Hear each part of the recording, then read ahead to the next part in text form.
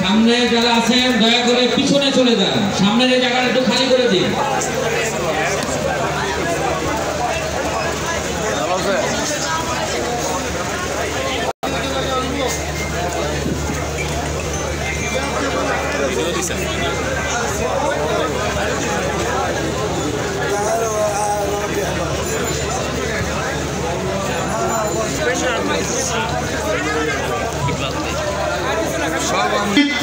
chair থেকে stage পর্যন্ত যে সকল ভাইয়েরা দাঁড়িয়ে আছেন, আমি অনুরোধ করছি আপনারা অতি দ্রুতভাবে একটা